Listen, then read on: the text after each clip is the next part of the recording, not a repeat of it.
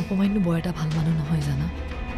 তাক লৈ যে মোৰ ভয় লাগে, সি নিজৰ স্বাৰ্থৰ কাৰণে যিকোনো কাম কৰিব পাৰে। মই আপোনাক ইয়াতকৈ আৰু বেছি প্ৰমাণ আনি দিম, যাতে কোনো কাৰণতে এইবাৰ তেখেত হাৰি যাব নোৱাৰে।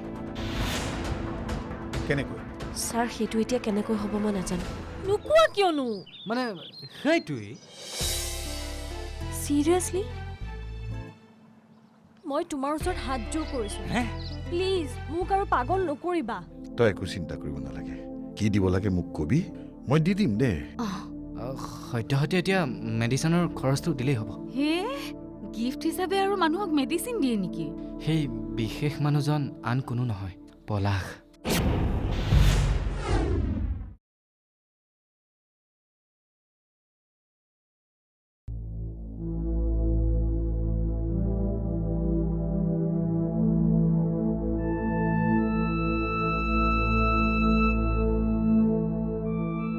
মলয়া, এনেকৈ বহি আছা যে, মন ভাল নহয় নেকি? নাই, একো নাই, এনে এনে মৃত্তিকলৈ মনত পৰিছে। এইবোৰ নিজেই আৰ্জি লোৱা ফল, বুজিছা? তুমি নিজেই নিজকে কষ্ট দিছা। মোৰ মতে তুমি মৃত্তিকলৈ এটা ফোন কৰা। মৃত্তিকলৈ? মই? কিয়? তুমি মাকজনী হৈ ফোন এটা কৰিলে তোমাৰ সন্মান লাঘৱ নহয় নহয়। তাক মই ভালকৈ জানো। সি আজি নহয় কালিলৈ তোমালৈ এটা ফোন কৰিবই। সি আমাক এৰি থাকিব নোৱাৰে, বুজিছা? আমাক এৰি থাকিব নোৱাৰে যদি এতিয়ালৈকে আমাৰ খবৰ এটা লোৱা নাই কিয়? কোনে ক'লে তোমাৰ খবৰ নাই লোৱা বুলি? দিনটোত সি মোলৈ কিমানবাৰ ফোন কৰে তুমি জানা? আৰু প্ৰতিবাৰতে সি তোমাৰ খবৰ লয়। কি? অলপ আগতে ফোন কৰিছিল, তোমাৰ কথা সুধিছে। হাজাৰ হওক নিজৰ ল'ৰাটো। ল'ৰাৰ অন্তৰত মাকৰ প্ৰতি কৰবাত নহয় কৰবাত কিবা এটা লুকাই থাকে, বুজিছা? এই ৰচোন, ইমান এনেকে নাথাকিবি। পৃথিৱীত একেবাৰে তাইহে বিয়া হ'ব আৰু। তোৰ বিয়াৰ ডেট ফাইনেল হ'ল নেকি? বহাগৰ 7-8 সিহঁতৰ ঘৰৰ পৰা ফোন কৰি কৈছে। হয় নেকি? তেতিয়াহ'লে তোৰ দেখোন ল'ৰাৰ লগত দেখা দেখিয়ে হোৱা নাই। নাই, মাক দেউতাকে পচন্দ কৰিছে যেতিয়া তেওঁৰ বোলে একো আপত্তি নাই। আমাৰতো সেই একেই, আমাৰ মাহঁতেও ফটো দেখিয়ে পচন্দ কৰিছে। বিয়াৰ ডেট ফাইনেল হ'লে যেতিয়া ভাবিবলৈনো কি আছে। আচ্ছা, তোৰ সমস্যাটো কি মোক বুজাই কচোন। সমস্যা বুলি বেলেগ একো নাই। মই ইমান ডাঙৰকৈ বিয়াখন পাতিবলৈ দিব বিচৰা নাই। কি দৰকাৰনো দুদিনীয়াকৈ বিয়াখন পাতিবলৈ? সেন্দুৰকণ দি উলিয়াই পঠিয়ালেও মোৰ আপত্তি নাই। কেনেকে হ'ব? তই দেখোন মাৰৰ এজনীয়ে ছোৱালী। নহ'ব দে, এনেকে নহ'ব। দুদিনীয়াকৈ বিয়া হ'ব। এনেও মায়ে বিবাহ ভৱন ঠিক কৰিছে, আৰু আমাৰ ঘৰৰ চোতালখনতো ইমান ডাঙৰ নহয় পেণ্ডেল দিব পৰাকৈ। কিনো দৰকাৰ জানো ইমান টকা খৰচ কৰিবলৈ? বিবাহ ভৱন কোনো দৰকাৰ নাই। আৰে তহঁতৰ ঘৰত চোতাল নাই কিয়? মোৰ ঘৰত চোতালখন নাই নেকি? সৰুৰ পৰা তই ইয়াতে ডাঙৰ দীঘল হলি। বৰ্তা, মাৰক কবি মই কোৱা বুলি কবি। নালাগে নেকি? হ'ব দিয়ক। পৰি শুনচোন, হেৰা কথা বেলেগহে, বুজিছা? তুমি এইকেবাৰ সুধিবাচোন। মোৰ কিন্তু বেলেগ এটা কথাহে অনুমান হৈছে। এই অইন কাৰোবাক মন দি থোৱা নাইতো? সেই তাকেইতো, ময়ো তাকেই ভাবি আছো। নহ'লেনো বিয়া হ'ব নোখোজাৰ কাৰণটো কি? তাকেই, বিয়াৰ তাৰিখো ফাইনেল হ'ল। ডাঙৰ ঘটনাই হ'ব দেখোন। এই ঘটনাটো আমাৰ গুণগুণৰ নিচিনা নহ'লেই হ'ল আৰু। সেই বিষয়ে তুমি মোক একো নুসুধিবা। মই মাত্ৰ তোমাক এটাই কথা কওঁ যে এই ভিডিঅ'টো মোক তোমাৰ গাৰ ছাৰ দৰে লাগি থকা মানুহেই দিছে। মোক শপত দিছে যাতে মই তোমাৰ আগত নামটো নকওঁ, তোমাক ভালদৰে বুজি পাওঁ, তোমাৰ লগত সম্পৰ্ক নাৰাখোঁ, আৰু তোমাৰ বিপক্ষে গৈ মই আইনৰ সহায় লওঁ। কোন মানুহ? মোক নামটো কোৱা। বেয়া নাপাবা, মই তোমাক নামটো ক'ব নোৱাৰিম।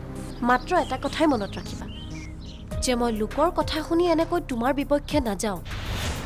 এই ভিডিঅ'টো চাই মই এটা কথাই বুজিলোঁ যে তুমি তোমাৰ স্বাৰ্থত মোক ব্যৱহাৰ কৰিছিলা, হয়, কিন্তু লাভ অকল তোমাৰেই হোৱা নাই, মোৰো হৈছে। যেনে মই পলাশক সঁচা অন্তৰেৰে ভাল পাইছিলোঁ, আজি যেনেকৈ নহওক মই পলাশক জীৱন সংগী হিচাপে পাইছোঁ। আচলতে ৰুণজুনৰ প্ৰতি মোৰ সৰুৰ পৰাই জেদ আছিল। ৰুণজুনৰ যি হৈছে সেয়া মই আগৰ পৰাই বিচাৰি আছিলোঁ। আনকি মই এতিয়াও বিচাৰোঁ আগতকৈও তাইৰ বেয়া হওক। তুমি সঁচাকৈ কৈছানে? মোক বিশ্বাস কৰা উপমন্যুদা, এই ভিডিঅ'টোৰ ক্ষেত্ৰত মোৰ ফালৰ পৰা তোমাৰ একো বিপদ নহয়। মাত্ৰ এই ভিডিঅ'টোৰ যদি মৃত্যিক ভিন্দৰ হাতত পৰে তেতিয়াহে তোমাৰ বিপদ হোৱাৰ চান্স আছে। মোৰ এই কামখিনিয়ে তোমাক সহায় কৰা বুলি জানিয়েই মোৰ ভাল লাগিছে। উপমন্যুদা, মই তোমাক মাত্ৰ এটা কথাই কওঁ, এই মানুহগৰাকীক কিন্তু তুমি চম্ভালিবা, নহ'লে কিন্তু তোমাৰ বিপদ নিশ্চিত। তুমি যদি ৱেল উইচাৰ্ছ বুলি নিজকে ভাবা তেনেহ'লে মোক নামটো কোৱা।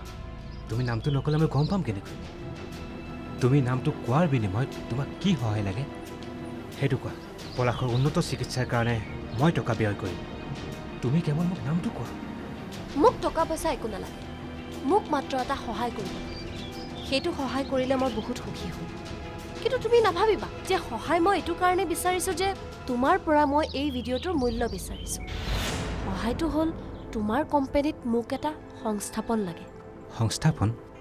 অঁ, পলাশৰ এতিয়া এই অৱস্থা। এই অৱস্থাত মই ঘৰখন চলাব লাগিব। যেনেকৈ নহওক মোক এটা সংস্থাপন লাগে। গুণগুণ, তুমি এটা সংস্থাপন সৰুকৈহে বিচাৰিছা, কিন্তু মই তোমাক মোৰ কোম্পানীত পাৰ্টনাৰশ্বিপ হিচাপে ৰাখিম। মাত্ৰ মোৰ শত্ৰু কোন সেইটো কোৱা, মই জানিব খুজিছোঁ। ইমান ডাঙৰ লোভ মোৰ নাই। সেই আশা মোক আনেও দিছিল। ইচ্ছা কৰা হ'লে মই সেই সুবিধা লৈ তোমাকে আজি বিপদত পেলাব পাৰিলোহেঁতেন, কিন্তু মই তেনে কাম কৰা নাই।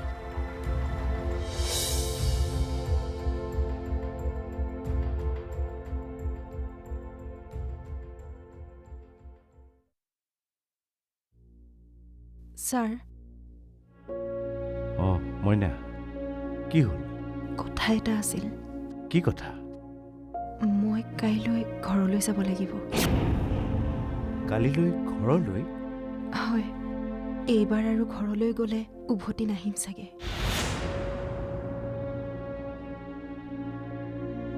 মইনা, তই এইবোৰ কি কৈছ?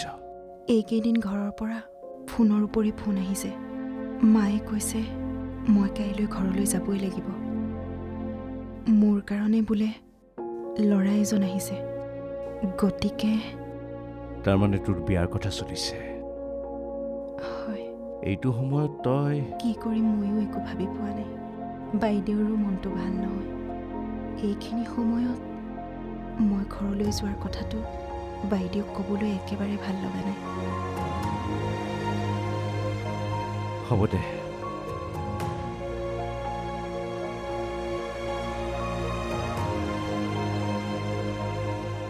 কথাবোৰ তই বাইদেউক ক'ব নালাগে, ময়েই ক'ম। তই ইমান ভাল খবৰ এটা দিছ, তোকনো বাধা দিও কেনেকৈ?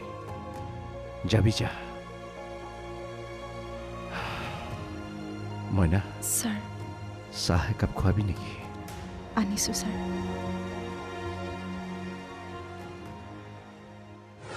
ইমান মূল্যৱান ভিডিঅ' এটা পোৱাৰ পিছত মই জানো অকলে সেইখিনি কাম কৰিব নোৱাৰোঁ? পাৰোঁ। তোমাক ব্লেকমেইল কৰি ভিডিঅ'টোৰ বিনিময়ত মই তোমাৰ পৰা এটা ডাঙৰ এমাউণ্টটো উলিয়াব পাৰোঁ, কিন্তু মই তেনে কাম নকৰোঁ। মোক মাত্ৰ তুমি এটা সহায় কৰি দিব লাগে। ইমান ডাঙৰ ঘৰ, লাহে লাহে মানুহ কমি আহিছে। এতিয়া মানুহৰ অভাৱেই খুলি খুলি খাব যেন পাইছোঁ।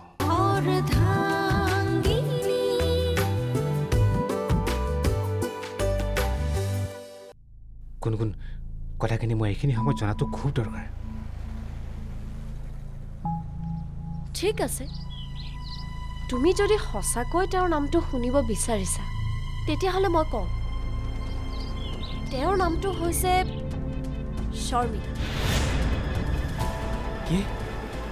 অঁ, শৰ্মিলাই মোক ভিডিঅ'টো দিওঁতে বহুত কথাই ক'লে। কেনেকৈ তুমি তোমাৰ স্বাৰ্থৰ কাৰণে ৰুঞ্জুন আৰু মোক ব্যৱহাৰ কৰিলা, ধ্বংস কৰিলা, আৰু সেইবোৰ কৰি তুমি তোমাৰ নিজৰ স্বাৰ্থ পূৰণ কৰিলা। শৰ্মিলাই? অঁ, আনকি তেখেতৰ মাকেও মোক দুদিন ফোন কৰিছে। দুয়োগৰাকীৰ কেৱল একেই ভাষ্য যে তুমি ভাল নহয়, তোমাৰ কাৰণে আজি ইমানখিনি অপকাৰ হৈছে। হয় নেকি? অঁ, মোক কৈছে যে এই ভিডিঅ'টো নি মই পুলিচৰ আগত দিব লাগে, মিডিয়াৰ আগত প্ৰকাশ কৰিব লাগে, নিউজ চেনেলত ক'ব লাগে। তেনে কৰিলে তুমি এৰেষ্ট হ'বা আৰু তোমাৰ কোম্পানীৰ শ্বেয়াৰবোৰ তেওঁলোকৰ হাতত যাব। আৰু তেওঁলোকৰ কোম্পানী হ'লে মোক পাৰ্টনাৰশ্বিপত ৰাখিম বুলিও কৈছে। কৈছে যে এই ভিডিঅ'টো যদি পুলিচৰ হাতলৈকে যাব লাগে তেওঁলোকেও যদি কিবা সহায় কৰিব লাগে সেয়াও কৰি দিব চোৱা উপমন্যুদা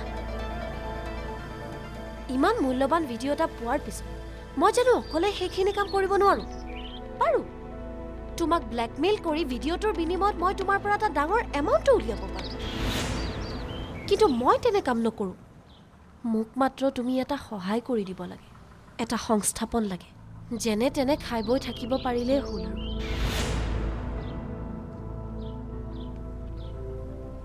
গুণগুণ তুমি তেওঁলোকৰ কথা বাদ দিয়া তুমি সেইবোৰ কাম একো নকৰিবা মই কৈছোঁ নহয় তেওঁলোকে কেৱল স্বাৰ্থ আদায় কৰিবলৈহে এইবোৰ কৰিছে তেওঁলোকক মই বহুত বিশ্বাস কৰিছিলোঁ এতিয়া বুজি পালোঁ মোক ফচাবলৈ সিহঁতে এইবোৰ মনে মনে ভিডিঅ' কৰি ৰাখিছিল তেওঁলোক নিজে এই ভিডিঅ'টো লৈ মিডিয়াৰ ওচৰলৈ যাব পাৰিলেহেঁতেন কিন্তু নগ'ল কাৰণ তেওঁলোকে বিপদত পৰাৰ ভয়ত তোমাক কৰিবলৈ এইবোৰ দায়িত্ব দিছে এতিয়া চাই থাকা মই তেওঁলোকক সোনকালেই শিক্ষা দি আছোঁ মোৰ বিপক্ষে গৈছেতো এদিন শৰ্মিলাই এই কোম্পানীৰ পৰাই ওলাব লাগিব আৰু কোম্পানীৰ শৰ্মিলাৰ ঠাই ল'বা তুমি শৰ্মিলাৰ ঠাইত চিন্তা নকৰিবা তোমাৰ একো বিপদ নহয় তুমি এটা সাধাৰণ সংস্থাপনে বিচাৰিছিলা এতিয়া মই তোমাক মোৰ কোম্পানীত এটা শ্বেয়াৰ দিম মাত্ৰ ভৱিষ্যতে তুমি এইবোৰ কথা গোপনে ৰখাৰ প্ৰতিশ্ৰুতি দিব লাগিব পাৰিবা মলয়া কাইলৈৰ পৰা মইনা আমাৰ লগত নাথাকে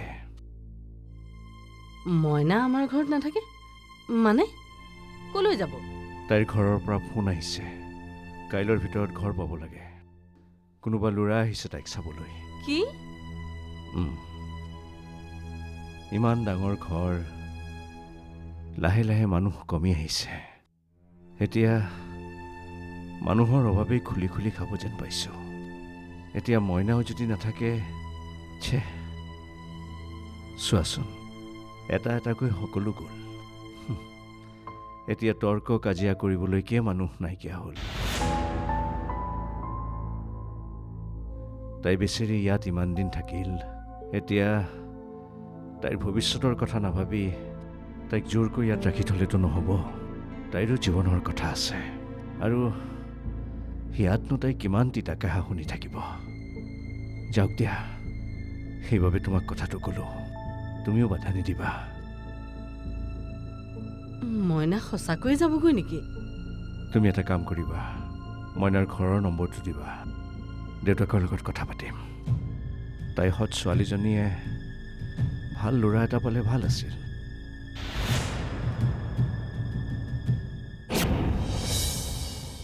গুণগুণ এতিয়া তুমি মোৰ কথাটো শুনা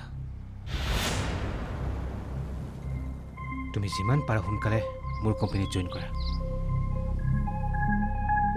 ৰ'বাচোন মোক লৈ বাৰু তোমালোকৰ মাজত কিবা প্ৰব্লেম হ'ব নেকি মোৰ প্ৰব্লেম একো নাই কিন্তু শৰ্মিলাইতো তুমি অফিচ জইন কৰাৰ লগে লগে ওলাই যাব লাগিব মুঠতে আমি দুয়ো মিলি কোম্পানীৰ পৰা উলিয়াবই লাগিব এনে কিছুমান কামত ফচাব লাগিব যিয়ে তাই কেতিয়াও কাৰো আগত মুখ খুলিব নোৱাৰিব আৰু শৰ্মিলাৰ মাকে যিবোৰ সপোন দেখি আছে সেইবোৰ সপোন দিঠকত পৰিণত হ'বলৈ দিব নোৱাৰে মোৰ কিবা কথাবোৰ শুনি ভয়হে লাগিছে ভয় কৰিব লগা কি আছে মোৰ অফিচত মোৰ লগত পাৰ্টনাৰশ্বিপত থাকিবা বুলিচোন ক'লোৱেই চোৱা আজিকালি টকা নহ'লে কিন্তু একো কামেই নহয় কিন্তু পলাশ থাকিব গুৱাহাটীত আৰু মই নগাঁৱত মই কিবা ভাবিব পৰা নাই কথাবোৰ তুমি গুৱাহাটীত থাকিব নালাগে নহয় মই তোমাক নগাঁৱতে ভাল ঘৰ এটা চাই দিম এটলিষ্ট তুমি গুৱাহাটীতকৈ নগাঁৱত সুখত থাকিব পাৰিবা কিন্তু শৰ্মিলা আৰু মাকে যদি বেয়া পায় তুমি আনৰ কথা ভাবিছা কিয়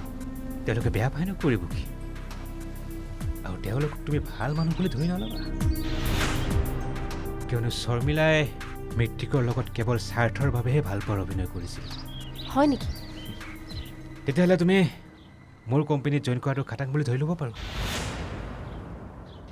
মই অকণমান চিন্তা কৰি লওঁচোন ইয়াত চিন্তা কৰিবলৈ কি আছে আমি মিলি এইবাৰ শৰ্মিলা আৰু মাকক এটা ভাল শিক্ষা দিব লাগিব ময়ো এইটোৱে বিচাৰোঁ উপমন্যু মোক এবাৰ তোৰ অফিচলৈ যাবলৈ দে তাৰ পাছত চা মই ক'ৰ ঘটনা ক'লৈ লৈ যাওঁ মই এটা এটা হিচাপ পূৰণ কৰিম।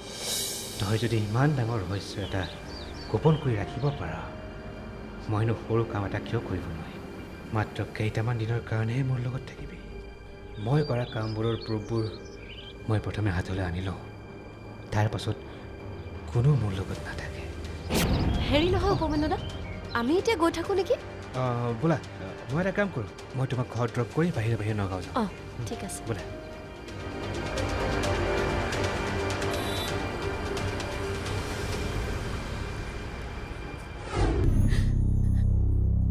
বাইদেউ, আপুনি এনেকৈ মইনা,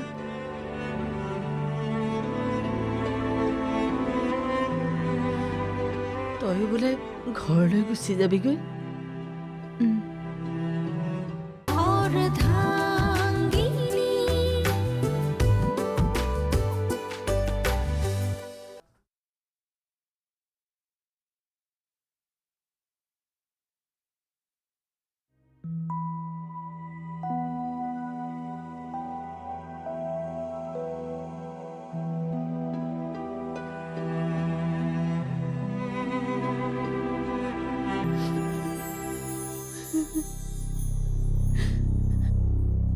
বাইদেউ, আপুনি এনেকৈ মইনা,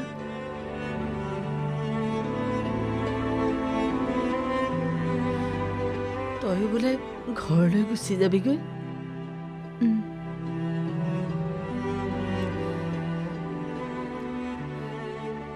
শুন, এই কোঠাটো ভালকৈ সাৰি মুচি বয় বস্তুবোৰ কাপোৰেৰে ভালকৈ ঢাকি থৈ যাবি। ইয়াত থাকিবলৈ নোৱাৰো, কোন উভতি আহিব? বাইদেউ, আপুনি তেনেকৈ কিয় কৈছে? এতিয়ানো এইবোৰ মই ক'ত অকলে কৰিব পাৰিম?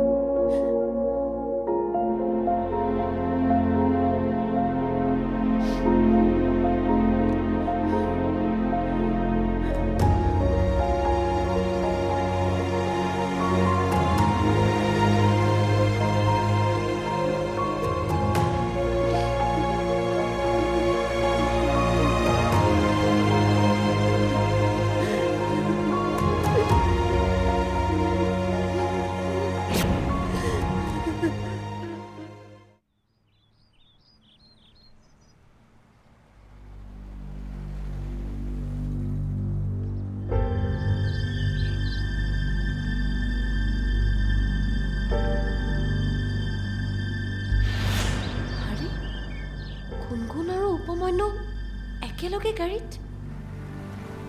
এইটো কেনেকুৱা কথা? মই উপমান্যৰ কথা ইমানখিনি কোৱাৰ পাছতো গুণগুণে মানে মোৰ লগত ভাল হোৱাৰ অভিনয়হে কৰি আছিল নেকি? সিহঁত একেলগ হ'ল কেনেকৈ? কি আচৰিত! এই মগজ বুলি কিবা এটা বস্তু আছেনে নাই?